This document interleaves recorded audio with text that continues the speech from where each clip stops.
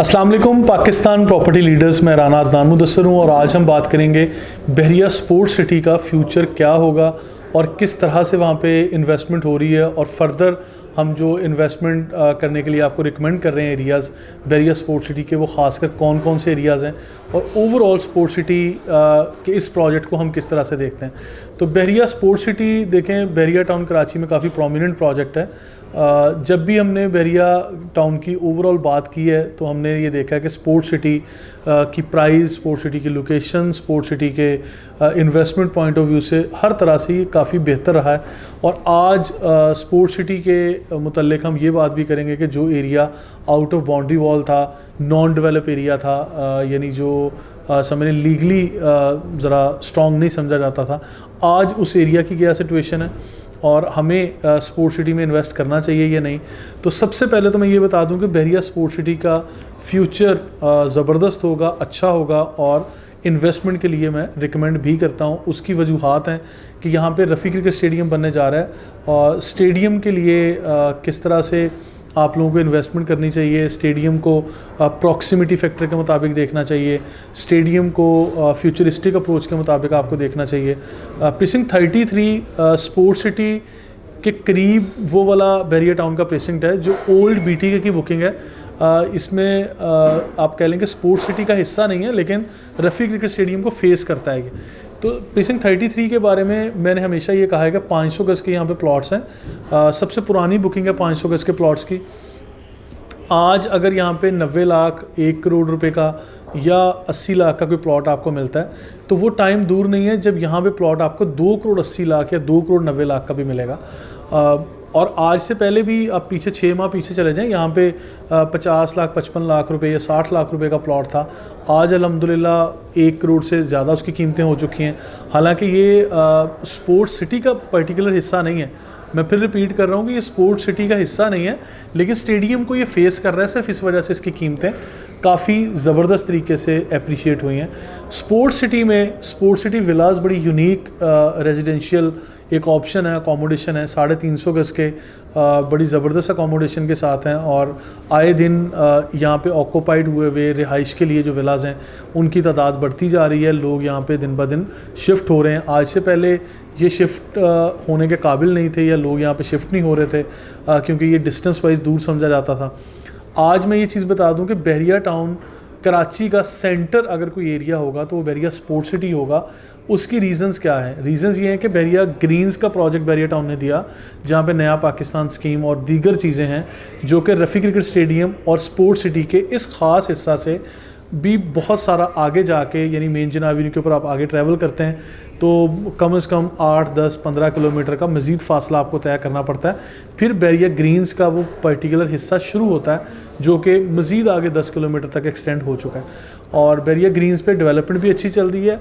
बहरिया sports city की अहमियत को समझाने के लिए बहरिया ग्रीन्स को इंटरलिंक करना, इसकी इंपॉर्टेंस को समझाना भी ज़रूरी है क्योंकि Bahria sports city will be the centre of Bahria town. क्योंकि Rafi cricket stadium, Eiffel tower, main Jinnah avenue और फिर रेजिडेंशियल जो कंपाउंड बनेंगे बड़े बड़े वो यहीं पे बनेंगे, विलास की शक्ल में भी, घरों की शक्ल में भी। और फिर रफ़ी स्टेडियम के सराउंडिंग में जो कमर्शियल प्लॉट्स आएंगे, बड़े साइज़ के कमर्शियल प्लॉट्स होंगे। ऑलरेडी भी कुछ कमर्शियल प्लॉट्स मार्केट में आ चुके हैं जिसको डिस्कस किया जा रहा है, जो मार्केट में इस टाइम शायद सेल भी हो रहे हैं। यहाँ पे अपार्टमेंट्स के प्रोजेक्ट आएंगे और रफ़ी क्रिकेट स्टेडियम की सराउंडिंग में आने वाले सारे कमर्शियल प्रोजेक्ट अहम होंगे क्योंकि एक तो राउंड शेप में है, सेकेंडली इसकी सराउंडिंग में सबसे मजबूत चीज़ ये कि यहाँ पे बनने वाला कमर्शियल भी सक्सेसफुल कमर्शियल होगा और फिर हाई राइज बिल्डिंग की शक्ल में जो यहाँ पे अपार्टमेंट्स की बिल्डिंग्स बनेंगी वो भी काफ़ी प्रोमिनेंट होंगी। मेरे पास एक ही लॉजिकल पॉइंट आपको समझाने के लिए काफ़ी है कि पूरे पाकिस्तान में, बल्कि पूरी दुनिया में जहाँ कहीं भी स्टेडियम्स होते हैं उसकी सराउंडिंग में कभी भी रेजिडेंशियल या कमर्शियल प्रॉपर्टी आपको सस्ती नहीं मिलती। मैं पाकिस्तान के दीगर शहरों की बात करता हूँ हमेशा कि पाकिस्तान के छोटे बड़े शहरों में कहीं भी जहाँ स्टेडियम्स मौजूद हैं, स्पोर्ट्स कॉम्प्लेक्स मौजूद हैं, उसकी सराउंडिंग में आप कमर्शियल या रेजिडेंशियल प्रॉपर्टीज़ को थोड़ा असेस करके देखें, थोड़ी रिसर्च करें, आपको अंदाज़ा होगा कि किस तरह से इनकी कीमतें मतलब पहले क्या थी, आज क्या हैं, या फ्यूचरिस्टिक अप्रोच के मुताबिक देखें तो क्या होंगी। तो इसके बारे में मैं बताता चलूँ। स्पोर्ट्स सिटी में जो एरिया बाउंड्री वॉल से बाहर था, आज वो चीज़ पूरी तरह से डिफ़ाइन हो चुकी है कि प्रीसिंक्ट 42, 42A, 43, 44 या 45 तक ये वाला एरिया जो डिस्प्यूटेड था, आउट ऑफ बाउंड्री वॉल था, किस तरह से इसको क्लियर किया जा चुका है। बैरिया टाउन ने जहाँ तक डेवलपमेंट कर दी है। आज अपनी फ्रेश अकाउंट स्टेटमेंट आप निकलवाएं, स्क्रीन पर नंबर दिए गए हैं, हमारी सारी टीम आपको सर्विसेज देगी इंशाल्लाह। और भी मार्केट में दीगर लोग काम कर रहे हैं, आप लोग किसी के भी ज़रिए जहाँ भी आपका एतबार का रिश्ता हो, आप वहाँ पर अपनी अकाउंट स्टेटमेंट फ्रेश निकलवाएँ, रजिस्ट्रेशन नंबर दें और फिर अपनी फ्रेश स्टेटमेंट निकलवाएं। उसके ऊपर लिख देते हैं बैरिया टाउन वाले कि ये सेफ जोन में है, ये सेफ जोन में नहीं है, तो ये चीज़ें सारी क्लियर कर देंगे। इसके साथ साथ मैं ये बताता चलूँ, precinct 40, precinct 34, precinct 36, precinct 37, precinct 38 और 39 ये वो वाले एरियाज़ हैं जहाँ पे 250 गज़, 500 गज़, 1000 गज़ के बिलतरतीब लोकेशन के प्लॉट हैं। और ये सारी लोकेशन के प्लॉट्स को मैं हमेशा से अप्रिशिएट करता हूँ कि इन लोकेशन के प्लॉट्स को आप यानी अभी इन्वेस्टमेंट के लिए भी मुनासिब समझें और इनको देखें, इसके मुताबिक आप यहाँ पे इन्वेस्ट भी कर सकते हैं। और आईफिल टावर के सराउंडिंग में भी कमर्शियल एरिया बहुत बड़ा इंफ्रास्ट्रक्चर जिसका ऑलरेडी मौजूद है, ये लॉन्च होगा बहुत जल्द। अभी प्लानिंग में ये सारी चीज़ें हैं, लेकिन जैसे ही इंशाल्लाह टाइम के साथ साथ ये चीज़ें ग्रो करती चली जाएंगी तो ये इम्प्रूव होती जाएंगी। और इसके साथ साथ ये मैं चीज़ बता दूँ आपको कि यहाँ पे प्रीसिंक्ट 37 में 1000 गज़ के और 500 गज़ के रिहायशी प्लॉट्स की अहमियत दिन ब दिन बढ़ती चली जा रही है। प्रीसिंक्ट 38 और 39 में 1000 गज़ के प्लॉट मैंने पिछले दिनों रिकमेंड किए थे कि रिहाइश के एतबार से आपको बैरिया टाउन में टॉप लोकेशन के यानी हाईएस्ट लोकेशन के जो रिहायशी प्लॉट हैं वो आपको प्रीसिंक्ट 38 की शक्ल में मिलते हैं।